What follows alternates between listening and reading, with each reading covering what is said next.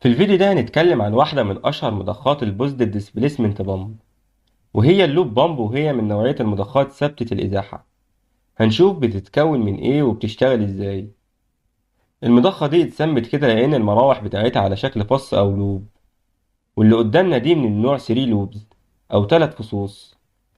المضخة طبعا بتكون متصلة بموتور واللي بينقل لها الحركة الدورانية، وبيكونوا متصلين مع بعض عن طريق كابلنج بينهم. وده التانك اللي بيكون فيه السائل اللي احنا عايزين المضخة تدخلنا. في المضخة دي بيكون فيه غطا من ورا اللي موجود فيه الفتحة اللي بنحط الزيت من خلالها، والعدسة اللي بنشوف منها مقدار الزيت. الغطا ده بيغطي ترسين من النوع هيليكال جير، واللي بتتميز عن غيرها في إنها بتنقل أحمال أكبر من الترس العادي بسهولة ونعومة، واللي بيفضلوا استخدامها في السرعات والأحمال الكبيرة. الترس القائد عليه كلاتش، واللي بيخليه ماسك في العمود، والترس المقاد بيتصل بالعمود عن طريق خابور، وبيحكم الترسين وردة وصامولة بيمنعوا الترسين يتحركوا من مكانهم. ورا الغطا ده موجود بلية من النوع تيبرد رولر بيرنج، أو بالعامية كده بلية هرمي، واللي بنستخدمها هنا عشان بتتحمل أحمال أكبر من البلية العادية، ولو حصل اهتزازات بتتفاداها. وبيحكمهم وردة وصامولة برضو. ودي جلبة مسافة. وبعدها موجود بول بيرنج أو بلية عادية.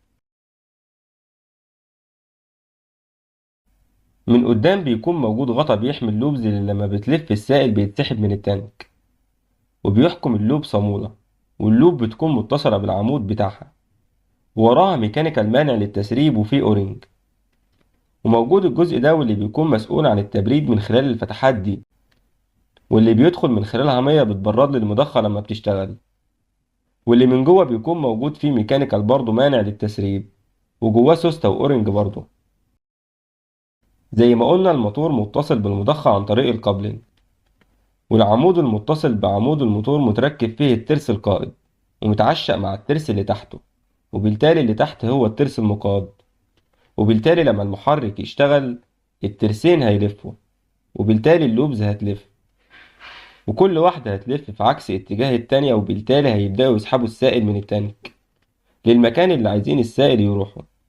النوع ده من المضخات من مميزاتها إنها بتقدر تتعامل مع سوائل عالية اللزوجة زي الشوكولاتة مثلا، واللي هتضخها بكفاءة عالية جدا لأن الخلوص بيكون قليل جدا.